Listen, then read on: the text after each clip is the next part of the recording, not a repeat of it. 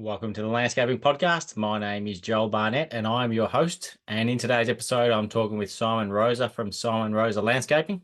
Simon runs a landscape design and construction company based in Bendigo, and he's been going for about 20 years. So certainly very experienced and learned a thing or two in his time in the industry.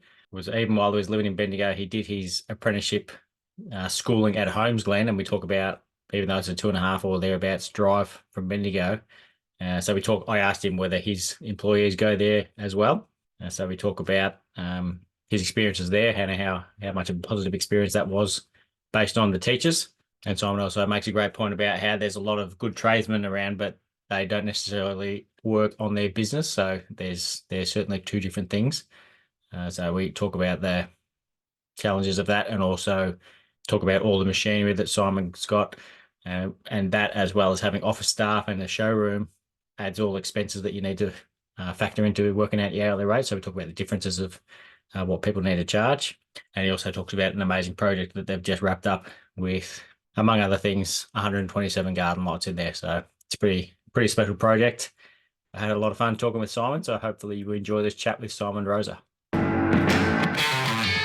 Simon, thank you very much for joining us on the Landscaping Podcast. My first question for you is, how did you start in the industry? Yeah, well, I knew I wanted to be a tradesman, so I originally moved to Bendigo from regional Victoria, as a 17-year-old, where I wanted to be a greenskeeper or a chippy, and just get my hands dirty, and wanted to be sort of hands-on and play football in Bendigo. And at the time, all I could really find was a landscaping apprenticeship. Got stuck into an apprenticeship, 4-year apprenticeship. And soon found out that, landscaping covers so many of the things I wanted to do. So from a broader perspective, yes, we did a bit of chippy work. We were, laying lawns, we were irrigating, what have you, and sort of just fell in love with it, I guess. So love the outdoors, but, to transform gardens, which 20 years on, we're still doing now. Really sort of fell into the passion for landscaping, I guess, and still have that passion today. And so were you lucky with that first company you worked for that they did everything within landscaping? Yeah, look, the company I worked for at the time through my apprenticeship probably didn't spread their wings as broad as we're doing at the moment currently, but really held us in good stead in the construction landscaping side of things. So yeah, we did a broad range, but probably nothing to the level I've taken it to with our team in Bendigo. I was fortunate enough that I spent a couple of years landscaping in Western Australia, and worked with a really high-end company over there that I was very fortunate. We got to do a lot of rooftop work and multi-level commercial properties. That sort of gave me the inspiration to get back to Victoria and, continue things on and try and take it to a new level in Bendigo. So yeah, just those little experiences over the years that, I suppose I got some good guidance and, yeah, some great experience from some past employers before I got into it myself. Did you start using weird words like reticulation? Yeah, a bit of retic over in WA. So yeah, it's amazing how the different states do it differently. And when you can use a trenching shovel to irrigate a backyard and front yard all in one day, that's one thing I took out of Western Australia. The sandy conditions are so different to the excavators and trenching machines we use here in Victoria, through the solid clay, all the rocks. So you don't have any sandy pockets around Bendigo?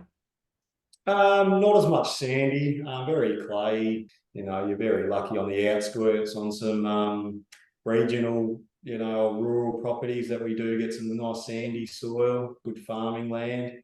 But yeah, it's still quite solid. We've got some pretty harsh conditions down here, so yeah, it makes you adjust to the locations, even just around Bendigo, to be honest.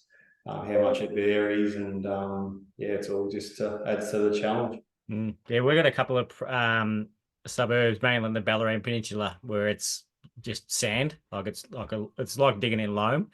Just a dream to work in. It's not good for footings because you've got to go deep, but you can also just dig with a shovel, like you were in WA. So I'd much prefer to work in that kind of soil and go deeper with your footings.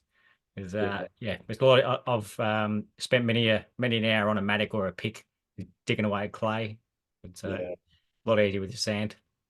yeah. That's right. It's and then when you look at the engineering details on foundations and even how homes are built, it's to think you can travel around Australia and work in so many different conditions. It's very unique, I suppose. And yeah, like I think I'm stuck in Bendigo, but we do travel. We do travel around country Victoria, and we do see a lot of conditions as well. But mainly local to Bendigo and surround. So. Yeah. So when did you go to WA? Was that soon? Did you finish your 4 years of apprenticeship and then head off, or just stay a bit longer? No, look, I did my 4 years in Bendigo. I did all my schooling at Holmsglen, Glen Waverley down in Melbourne. I probably worked another year or two with that employer I was with at the time doing my apprenticeship, and then started my own business from quite a young age. So I think I was probably in business for four or so years, and then decided to pack up and go to Western Australia for other sporting commitments. And it was something that wasn't a decision that was easy for me because I had quite an established business at the time. And yeah, now I look back and I've really got no regrets because I learned so much, as I said, from a commercial, really high end projects in Western Australia that gave me some great skills to probably move back to Victoria and continue my passion, I suppose. And yeah, so we shut the business up in Bendigo, went to WA and subcontracted for an award-winning company over there, which I was fortunate. And after 2 years, yeah, I was having my first child, and we thought we'd move closer to family. And yeah, was able to pick up my business, quite easily. Had a lot of work to come back to, and yeah, I've probably been back in Bendigo like another 13 years, and yeah, we've grown and sort of gone strength to strength, which has been positive. How many staff did you have the first time, like those first 4 years in the business before you went to WA? Yeah, look, it was very different. I pretty much had one offsider at the time, and then had some friends that I was playing sport with chip in and help out with labour. But yeah, it was really only me and an offsider, and yeah, times were quite different then. We were on the jackhammers and crowbars, digging trenches and foundations, and did the hard yards to try and really gear ourselves up and get a reputation in and around Bendigo for doing quality landscapes, I suppose, and that probably held us in good stead when we moved back to Bendigo, Victoria, I guess. So Yeah, it's yeah, a big part of it is having that the reputation to go back on. Because Bendigo is similar to Geelong, where it's a smallish town, so it makes a big difference if you've got a good reputation and people are going to talk. yeah, yeah. I think the regional, Geelong, Ballarat, Bendigo, everyone you talk to Yeah. in those regional towns, it's still very like a small country town. Word of mouth goes a long way. You've only got to make one mistake, and it can be the end of your reputation. So, our values have always been client first, and I think it does hold you in good stead when you've got good values. So.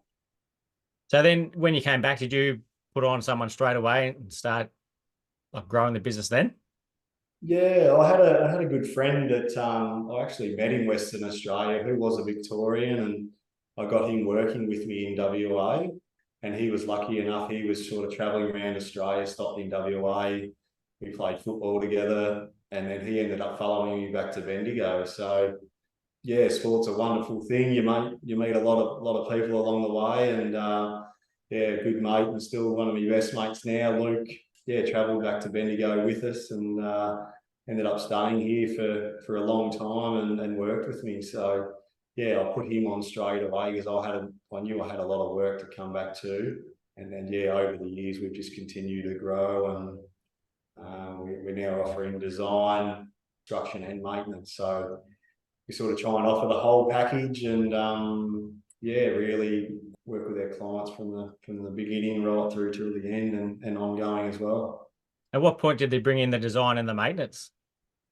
Yeah, so recently, probably the last 3 to 4 years, just the need, not the need, I guess, but just to be able to control the project and work with your clients so you're not getting let down right from the start. You can sort of really hone in and give your clients value from the start and then continue to follow them all the way through. So yeah, it wasn't easy, and we've still got a lot of work to do in that space. But I think the more we can control ourselves, it's on us to sort of own that, I guess. And yeah, it's going really well. So we sort of attracted to a lot of the bigger projects that are quite complicated, and we get to work, right from the start, right through to the end, and then ongoing. So yeah, we think it's working really well, and yeah, who knows where it will go in the next few years.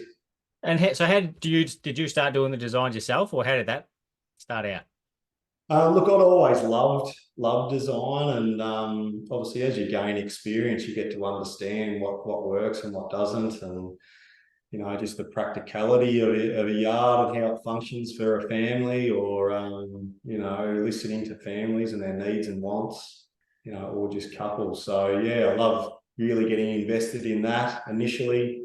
And then my head designer in our office is very creative from a graphics designing background.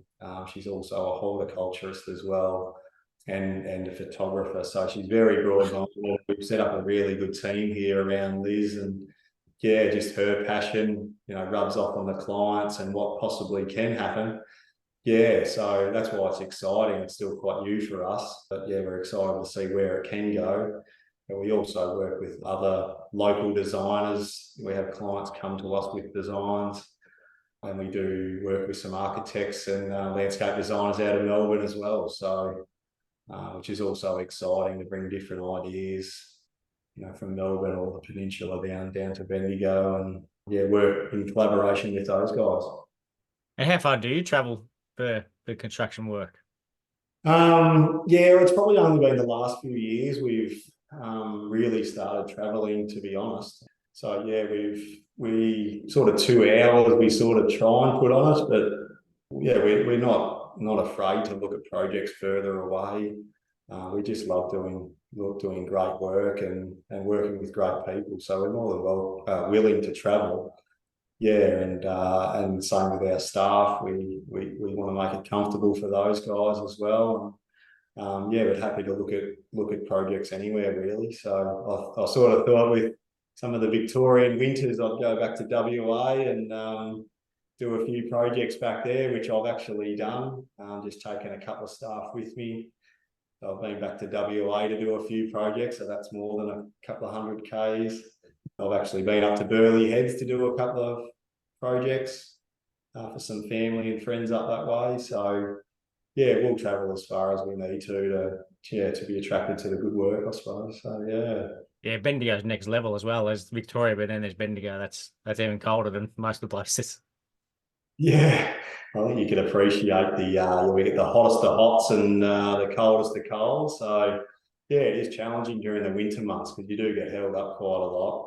And if all your sites turn into mud and you're just going to make a lot of mess, it'd be great to find some sandy soils to improve over that winter period here, I guess. Yeah. So what size is your construction team at the moment? How many crews do you have there? We try and run two, potentially stretch out to three at a maximum, just to manage our projects. Ideal were to try and start one, finish one, but obviously you have hold-ups along the way or waiting for renderers, what have you, different trades. So yeah, we try and have 2 to 3 teams of, on 2 to 3 different projects at once. Depending on the scale of the project, we might have to put 6 or 7 on one project. So at least we've got that versatility to be able to do that and really push through a project in a timely manner, I guess. So it gets a bit hard to manage at times, depending on what's going on and hold-ups and that sort of thing. But that's just all part of the challenge. So, And I assume with a team that size, you're not on the tools anymore. Is that right? I'm trying to get myself back on the tools. So it was probably, 3-4 years ago, probably just before COVID, when our team started to grow. I quickly identified that I probably need to spend more time in the office.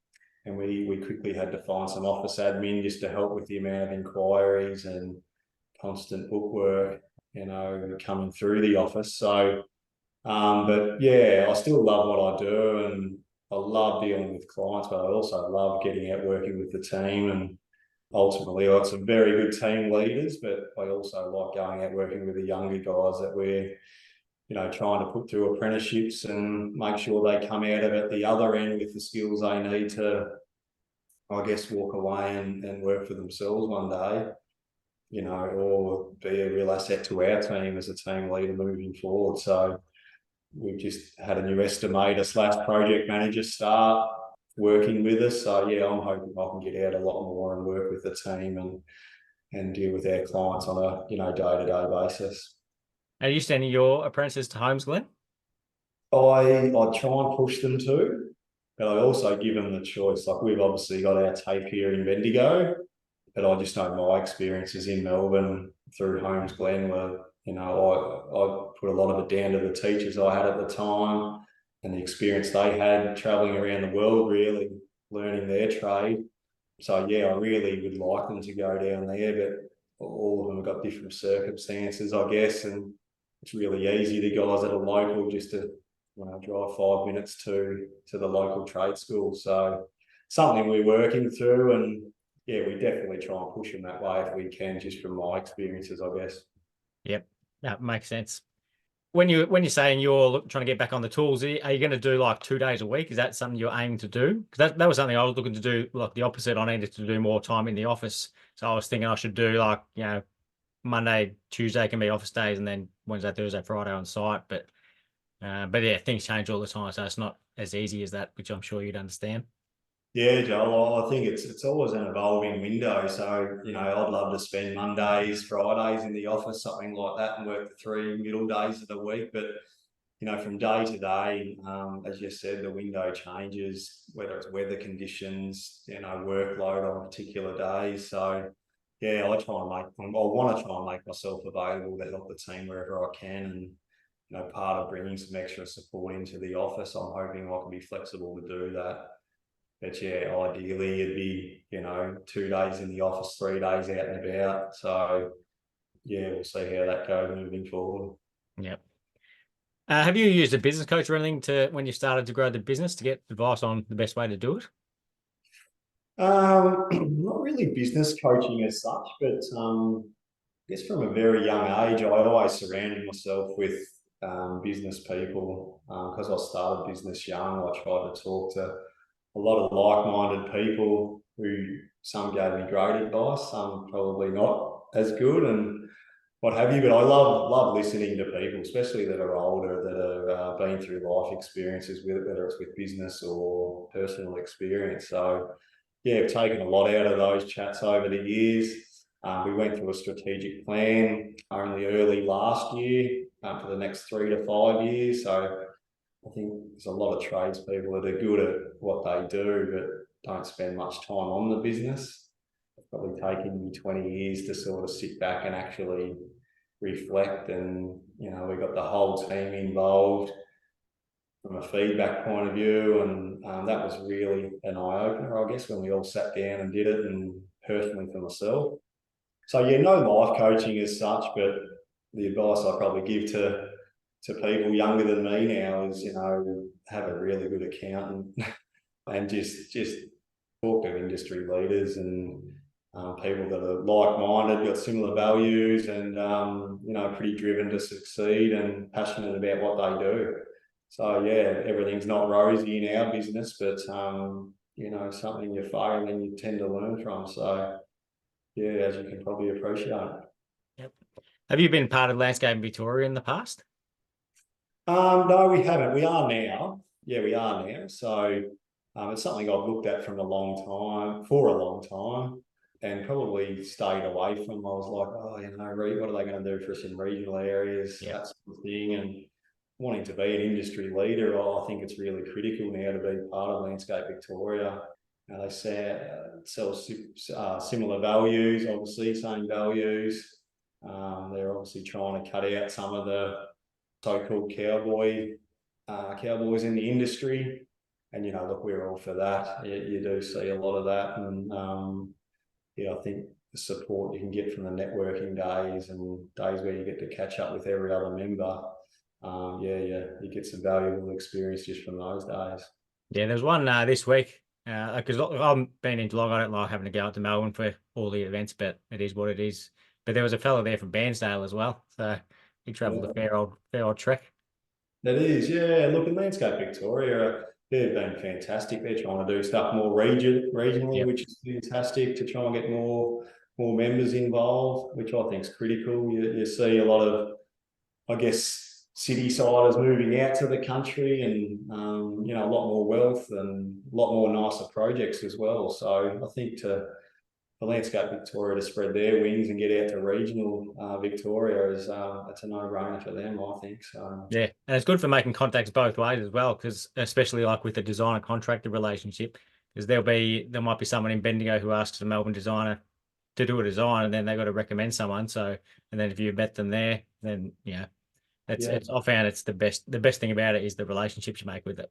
yeah, for sure. So yeah, look, we've only been recently become full members, to be honest. So I think our relationship will only strengthen, and we'll get to meet more and more people as time goes on. So yeah, really excited for that moving forward as well. And I saw on your Instagram that you recently had a fella who he ticked over 10 years and then finished up, but that's a fair effort having an employee in a small business for 10 years.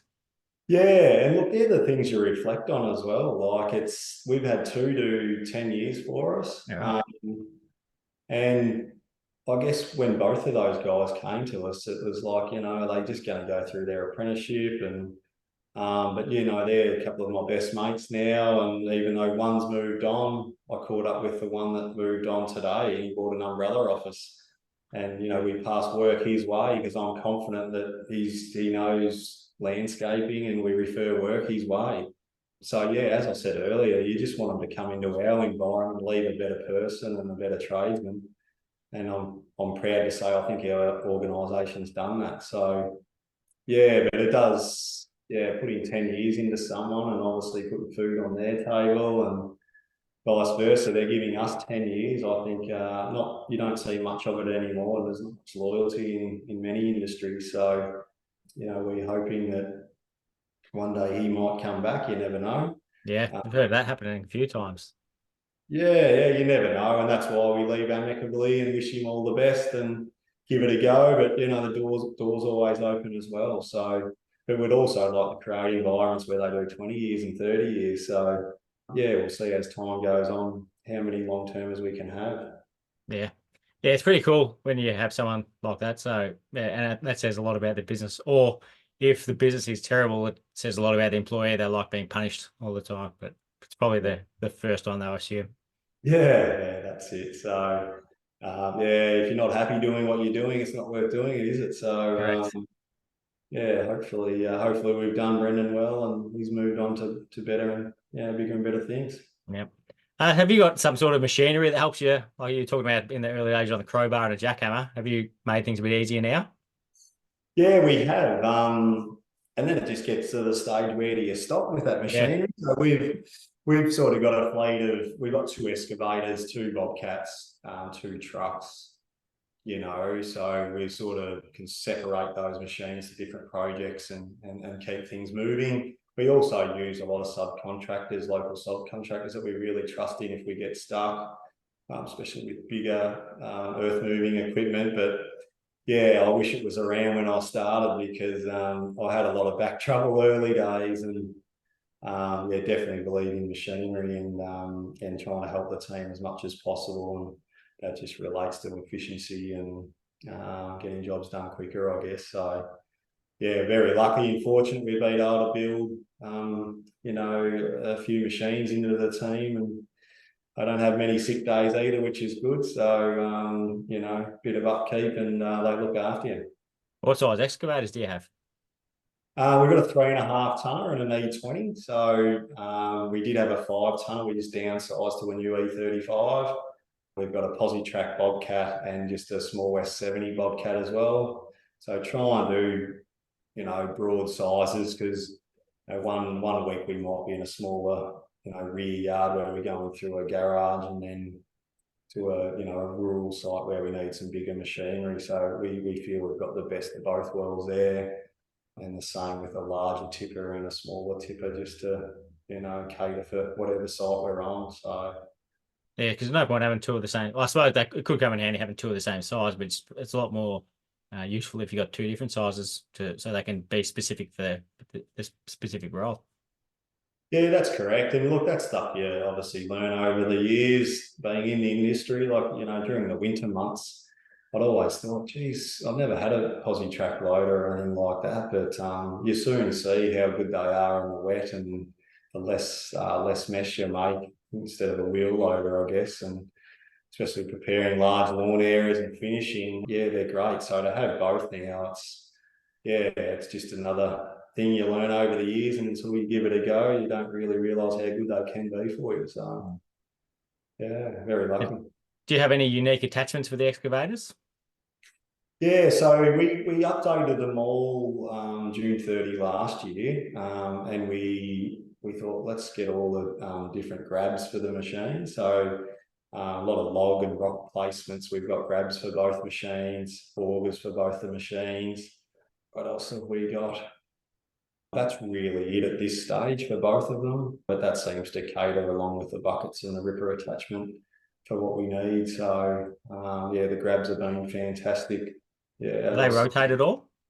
no, we haven't got that's the level I didn't go to, but I have used one before, especially from one of our suppliers, Pyrenees Quarries, loading rocks with their, hydraulic grab that can tilt and twist, and, so maybe next time we'll have a look at something like that. But yeah, fantastic bit of machining with that type of grab. I think they cost about the same as an excavator, though. Yeah, well, that's probably why I didn't go for it at the start. Yeah. But I guess depending what you're doing at the time, we do a lot more rock placement and log placement. It'd be well worth it, no doubt about it. The time and effort for guys on the ground trying to move them around with crowbars and shovels. Yeah, those type of attachments would be quite handy. Do they fill retaining walls, or do you do like water features with the rocks? Yeah, a lot of natural sort of larger garden beds, creek beds. We're actually building some kindergartens at the moment, some kindergarten playgrounds. So yeah, they're going a lot of natural products in terms of rocks, climbing timbers, those type of products. So, but also yeah, we'll build dry creek beds or water features that will actually run water. So yeah, we do a lot of rock placement and log placement. So yeah, we'll look at that hydraulic lift down the track. Get the right job for it and squeeze it in there. They can pay for half of it. That's it, mate. You know what it's about. So yeah, just making it more efficient so you can get through someone's job. I think yeah, it's a no-brainer, and to save the body. Yeah. Yeah, it's something I've got to look into, but I don't know how to look after the machine. So I know something will go wrong. I'll end up having to hire one anyway, even though I own one. Yeah. Well, that's the other thing, isn't it? Just the upkeep on the machinery. Like, yes, it makes your life easier, but they need to be looked after, and you spend a lot of money on servicing and upkeep, as you can appreciate. So to try and factor that into your projects is also, quite challenging. Servicing and any little running repairs you need to do, they can end up quite expensive at times. So Yeah, and it's also a good way to point out why some people charge different amounts for projects as well. Because someone who's got an excavator or a bobcat compared to someone who doesn't, they've got to make that money back as well. So they might be charging more per hour, but you're also going to get the job done quicker. So yeah, it's a common thing where people are asking what other people are charging, but it's irrelevant to what you need to charge. yeah, that's exactly right, and it does sneak up on you. We were only having that conversation internal in our office around lunchtime today, that I think I paid a work cover bill today, and I just asked back in the office how much it was, and it's actually That was a mistake. yeah, like annually. So yeah, now a little bit about us. We've got our factory, we've got our showroom, we've got staff in the office, all the machinery, work covers, what have you. So to cover our running costs, it's quite a lot more than just a guy working for himself with one employee in a trailer. But each to their own, because I started there myself, but unfortunately, we can't charge the same rates as those companies. or those sole traders, I guess, that are just chipping away on their own. And sometimes it prices you out of a job or out of the market. But yeah, unfortunately, we have to look at those running costs and charge our hourly rates or machine rates accordingly. Otherwise, we wouldn't be in business and wouldn't be feeding 15 different mouths every week. So I think the education around that, and you can probably appreciate that. Some people just don't understand it, why you're charging more than X, Y, Z. And it's like, well, you come and have a look at our electricity bills and our running costs of everything. That's why we have to charge these costs. Otherwise, we wouldn't be in business. So that's just part of the game. And as you get bigger, the challenges get more, I feel, because those running costs can get away on you, and the running repairs, all that sort of thing, work cover especially. So yeah, it's something you've got to stay on top of, otherwise it will get away on you. Yeah, one of the work cover annoyed me a lot this year, not only because the price went up like 43% or whatever it was, but I've put on a full-time designer for the first time and realized that she's classified the same risk as what we are doing construction. So she's like paid the same rate, even though, she might get a paper cut or something. It's insane, and I argued with them about it, but they said because that's their main income is from construction, that's what everyone is under. So yeah, no, that's right. And look, it really shocked me now with sort of our 15 employees. It's you sort of think, is it worth having that many employees? And I think if these price rises continue to go that are external to everyone's business, I think businesses are going to make decisions on that reason, like work cover. The government take a lot of money as well. And I think, the construction industry, the figures are out there, how many people the construction industry employ, but it's getting so much more challenging for us small businesses, to keep our head above water, I guess, and cover those rising costs all the time, because we only then have to pass it on to our customers. And, you can really see it slowing down if it keeps going north. And yeah, it is a challenge. So good incentive for apprentices though, because you don't pay work cover for them. yeah, that's right. And look, even with apprentices now, like I know I had to pay my whole way through trade school, but now it's, we're paying for them to go to trade school. And yes, we do get minor incentives that might only cover them to go to trade school, but I don't want to seem like I'm whinging, but we're putting ourselves out in the line to give young people, jobs, which we want to, because we started somewhere as well. But those extra costs of just putting them through school and what have you, if you get it back, it's not an issue. But if they leave after 3 years, you've just paid for them to go right through their schooling and then they take off. So bit of method to the madness. I don't know what it is, but just always seems like, us as employers are taking all the risk, and then you're also taking more risk by putting them through these, qualifications that I just don't know whether the government and the TAFE providers actually look at that from an employer's point of view. Yeah, there's a lot of things where people don't realise. I don't know if it's a grass is green on the other side sort of situation, but people who aren't self-employed don't realize how not everything is for them. Because when someone works on wages, they think everything is for the employer, but when you're an employer, you realize how some things are for the consumer. Because a new one with the VBA, where with the changes because of the domestic warranty insurance, you can't get a deposit to help pay for that. You have to pay for the domestic building insurance before you've received any money.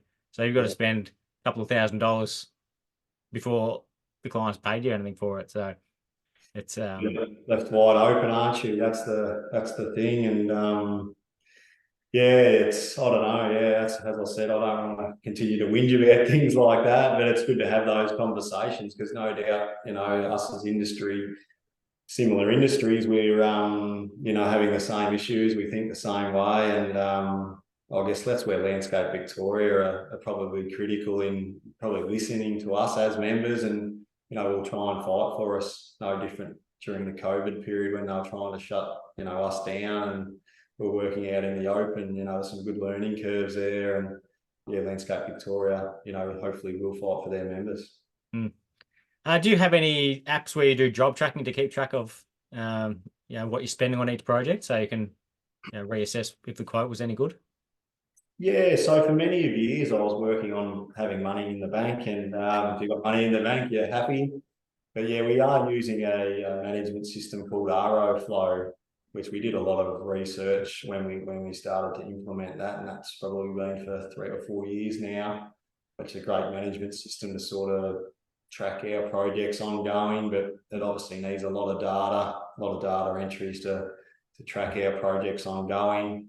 But yeah, we think it's working quite well. We're also starting to quote out of that as well, and just client relationships, all those sort of things. So yeah, we're finding that one pretty well. I'm not sure what you use, but I love listening to what everyone else is using, because yeah, different things work for different companies. So. Microsoft Excel is what I use. I'll have a spreadsheet. I print it out and then I write in with pen when I make a purchase. So it's very, very old school and not a good way to do things, but it works for me. I think you got to know, yeah, what works, don't you? Because yeah, like I'm very old school myself. I still use it. I love carrying the Reese diary around with me and making notes and what I've done from day to day. But definitely bringing people into the office and that are a bit more tech savvy than me.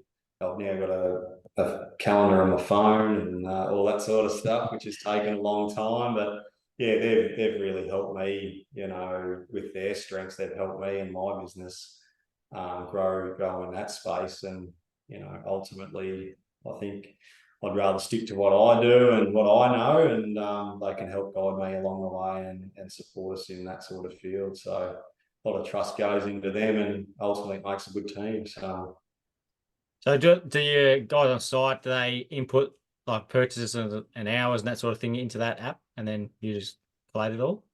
We're going to start implementing that in time. We just thought internally we'll get it up to where we need it to go to. We subscribe to a certain amount of employees, so it's set up ready to sort of give everyone access to what they need to be seeing and access to. But yeah, that will probably be our next phase. Is the guys on site can implement their hours, what materials are being used, and hopefully save a lot of work in the back end here. But it's trying to change tradies' sort of thought process to go that way. Some of the guys are quite tech savvy, but some of them, I know they'll say to me, Simon, I'm not doing it. And even though we'll try and implement it, we just want to make sure everyone's ready to go. And, it's a pretty smooth transition to help the business, I guess. That will be in the foreseeable future. And how's that maintenance side of the business go? Like, did you start doing that as well, or did you get someone in who knew what they were doing straight away? No, we had to employ specialised staff in that space. So it really started with our high-end construction projects that we did. They were always asking us, are you willing to look after it ongoing for us? And for years we'd said no. And half the time we were finding we were going back fixing broken sprinklers or, some form of issue or something like that. And we're like, oh, maybe we should test the waters here. And a couple of our staff had been through a horticultural apprenticeship, not construction landscaping. So we just started looking after a few of those projects, and then that continually just grew and grew and grew. So we really only take over projects that we construct, just so that we know once we walk away after construction, we've put the irrigation system in, we've constructed the garden, and then we can take over from a really easy stage. And that tends to work really well. So we don't even really advertise in that space, because we're really committed to the clients and the projects that we construct along the way. So there's a lot of that work out there. I know, and we do get a lot of calls for that maintenance space, but it's something we don't want to overcommit to, and we're probably not into sort of picking up someone's yard that's just right out of control and having to get back on top of, I guess, from the point of taking over. Yeah. And do you use the hydro-wise irrigation control so then you can keep an eye on it? We do, yeah. So we've got a few projects where we actually run the irrigation for our clients, or we'll set it up for the clients and they can manage it off their own phones. But yeah, it's the way it's all going. Wi-Fi, everything's off the phone from, pool controls and pool heating and irrigation systems to outdoor speakers and, audio systems. So we've just finished a project which we're going to start showing off in the next week or two. I think it's got 127 outdoor lights in it, and that's all off a phone app as well. And that's just the way technology's going. And if the client's welcome and willing to take that on, yeah, it becomes very user friendly, I suppose, for the clients. What lights do you use? That particular project was designed out of Melbourne with Gardens at Night. Oh, So yeah, the local Sparky we used wasn't Gardens at Night. We still got the fixtures off them, but quality products, and yeah, the outcome's amazing. So we can't wait to show that one off. Yeah. yeah, that's incredible. Like, yeah, we've had a couple of jobs where there might be 40 or 50, and I thought that was insane, but like 127. Yeah, it blew me away, and it's not an overly big yard, but just I guess strategically, the detail of this project that Steve from Cos Design out of Melbourne designed was amazing. So yeah, to try and sort of work through it and construct it, we feel very privileged that we got the opportunity to do that one, and I think the photos and the outcome that we'll start showing everyone will sort of show that. So yeah, you wonder how so many lights could go into a small yard, but yeah, it looks fantastic. Any of the 11-watt accent lights in there? I haven't used any of them yet. No, no, no, not that I'm aware of. A lot of mushroom lights, a lot of strip lighting, that sort of thing. A lot of spotlights underneath, all the hedge planting. Yeah, so yeah, it's quite unique. So So have you finished that one just about, or? yeah, we have. It's now finished, and yeah, we had a photo shoot. I think it was 2 weeks ago. So during the day, it's actually our Quarry Hill project on our Instagram page or Facebook. But now it's finished, and the amount of growth we've had in the planning from October till now has just been huge. So garden's quite instant now, and we're ready to start hedging everything up. And yeah, it's really flourished during the warmer months. So yeah, we can't wait to show that one off, because we got some really nice drone photography and some dusk shots as well to show the lighting. And yeah, it's going to be great to show it off. Is that the one that looks like it's got a pool there and there's a travertine paving or something like that around it? That one is, it had bluestone everywhere, so a lot of crazy in the project. It had an infinity pool edge, really nice al fresco that was very close to the infinity pool and spa. Yeah, very unique, small backyard, but it's really action packed. So it's got a teppanyaki bar and pizza oven and everything in it. So yeah, it's a pretty cool space. No, it was a Kennington project I was thinking of. That one, because you've got a night and day photo next to each other on that.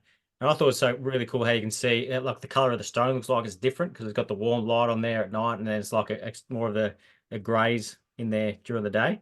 But yeah, I just love drone shots as well. It looks so cool how different gardens look. Yeah, and that's ultimately, it's just great to show everyone out there the perspective from the sky, or just the fly throughs, and what you can create, I guess. So yeah, that space photography has come a long way, hasn't it? So yeah, we're going to try and show off as many projects as we can, and just yeah, be proud. Our team have got to be proud of what they've created, and ultimately, it's great to show it off. Yeah, I used to have to take an actual camera like the flip out handy cam to do videos and stuff for my first project. So yeah, it's a bit different now. Well, if you have a look at our Instagram and Facebook from when I was doing it myself, just off the phone to now, it's a huge difference. That's just how it evolves, isn't it? And Yeah. but yeah, no, it's pretty special these days what you can do with drones and photography. So we let the professionals do that, and they work with us, which is fantastic. Does your designer, who's a photographer, she do any of that? She does, yeah, but I'm just mindful of spreading Liz too thin. So she's just amazing, everything she does, and she's so passionate about. So she gets really heavily involved when we outsource the photography and drone footage, which I'm very lucky to still have her in that, but I'm not just stealing her all the time to help with, the photography. So we're trying to outsource as much of it as we can, just so she can continue to do what she does really well, and just helps me manage it and make sure the end results as what our business is after. So yeah, very lucky. Yeah. And what do you see the business doing in like 5 years? Would you sort of try and stay the same now and just be more profitable, or would you look to grow? Look, I wouldn't never say never that we won't grow, but it's just strategically. We could go and put on another 10 staff tomorrow, but then it's a whole new layer of management and issues like work cover and all those extra expenses and bigger yard, more vehicles, more machinery. So yeah, we're comfortable where we're at the moment. I think if we can really hone in on the nice projects that we get attracted to and really give those clients, quality and follow-up service, I don't feel like we have to do much more. Yeah, so we love the nice projects we do. It's just honing in on more of them, and instead of doing 2 to 3 nice, really big projects a year, we might end up being 5 to 6, because people are sort of seeing what we're doing, seeing the outcomes, and then want to invest in their own property. So yeah, not necessarily wanting to get bigger, but yeah, just honing in on the good work that we enjoy doing. That's good that those projects are in Bendigo as well, because when I used to do a little bit of work in Melbourne because I wanted to work on those type of projects, but there weren't enough in Geelong. But now it sounds Yeah, like Bendigo's the same. There's a lot of the projects in our towns are just as good as Melbourne. yeah, that's right. Yeah, definitely. You're exactly right there. I remember I was probably 5 or 6 years ago, if someone was spending $100,000 in the backyard, I was like, wow, that's huge for Bendigo. But now it's obviously people are seeing what can be done, and they're maybe moving out of the cities or wanting to spend more time at home or not going overseas anymore, that they're actually investing a lot more in their own homes. And I think you see that in the retail, real estate market as well. The really nice homes that are landscaped well, the prices they're fetching for them these days, it doesn't surprise me at all. Mm. And I think we'll continue to see that grow in regional areas. Yeah. And last question for you, Simon, is who do you think would be a good guest to have on the podcast? Well, there's probably many. There's probably many we could have for you, but I always love speaking to industry leaders, like even suppliers as well. So we align ourselves with quality materials, and Coolabah Turf out of Echuca, who are the biggest supplier of turf in Australia. Just the passion for lawn that they have up there is huge. Companies like Luxury Stone, who sell natural stone products, guys out of there would be great to speak to from just a high-end quality material sort of supplier. But yeah, there's also other industry leaders down here in Bendigo that I could put some names forward to, or some guys we deal with in Melbourne a bit as well. So I really just think it's great to broaden the horizon of the more clientele that plan well for landscaping, not just because I landscape, but just for their investment. The planning is key. You see a lot of people make mistakes and then they come to you later, or they'll go to another industry leader later and they've had such and such in there doing this job, and it hasn't been done to any standard at all. And you're just like, well, that's why you ended up in this position. So to spread the awareness from other industry leaders, and I think you're doing that job great, Joel, and to spread that awareness about quality landscaping and quality planning. I think those chats need to be had, because if I could add another one in there, further to the registration of landscapers and what's happening in our industry these days. You go up and quote work against companies that aren't registered, or they're not a member of Landscape Victoria. They're just sending sheer labourers out there to do work, and you're trying to quote against those guys, or you realistically see the outcome at the end of the job. But for me, there's governments, there's councils, there's, school groups, there's all those companies that are at the higher end and spending big budgets, how they can go to non-qualified tradesmen and non-qualified companies or registered companies and award them contracts, whether it's one because their budget is cheaper, or they can do it quicker than someone that might have a longer time frame. It just baffles me that when those budgets are handed out to communities and wanting a good outcome, that they can go to unregistered practitioners. And I think that awareness needs to grow. And I know Landscape Victoria are trying to do that, because it's absolutely impossible to quote against someone that's literally sending labourers out there just to have guys on the site with no real experience. And ultimately the outcome for the user groups are normally seen later on in maintenance, or they're getting redone because ultimately they've awarded a contract to, an unregistered practitioner or, someone without a qualification. So I think that awareness would be really good to speak to. And I think some of the governments and councils need to be held accountable for it, because in the end, us taxpayers are paying for a lot of that, and you need to see the results and see them done well. But I constantly see it not happening well in our region. Yeah, I'd never thought of it like that, but yeah, but you're exactly right. They'll choose the cheapest price, and then just, I think it works out better for them to fix it, to do it the second time and fix it. So that's just what they do. And it's taxpayers' money, and that awareness. I went to a forum at the MCG where there's all the government, local councils from Casey and everywhere around country Victoria at this forum. And one of the guys who's a really big turf grower and turf installer from Melbourne City Council was saying, and he does a lot of their work, mind you, but he's like, well, how am I supposed to quote against companies that have got no experience, no qualifications? They're just going to have a go at it because they've started a business and done a little bit of advertising. But these governments and councils are actually awarding contracts to these companies. And it just amazes me that, when it's taxpayers' money or state government money, how can they actually do that? When you see the final outcome. And it made me really think about it after that. That was a Landscape Victoria function. I think the Landscape Victoria really need to push harder for that, to look after our members and that are doing the right thing, and ultimately get results. How there can be those so-called companies that just start up and grab a couple of guys off the street and start landscaping schools and parklands around local governments.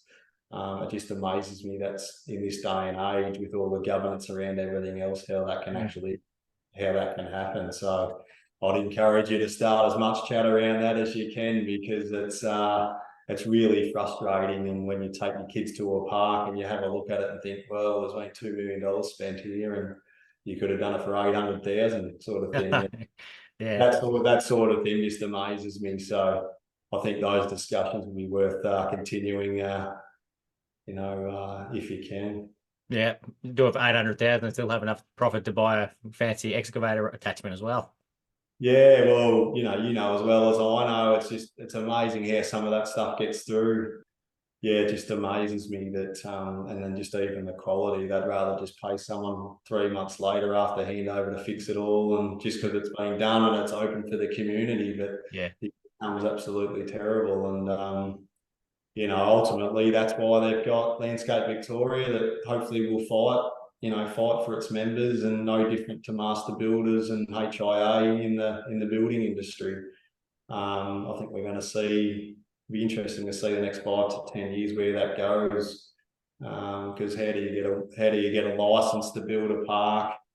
That's a budget of that amount with no qualification or no real experience. Just amazes me that it's still happening in this day and age. So, yeah. Simon, can't thank you enough for coming on. I absolutely love chatting to you. There's a lot of similarities between not only our towns but the businesses as well. So I love chatting to you. So thank you very much for coming on. Good man, Joel. Thanks for having me, mate. And keep well.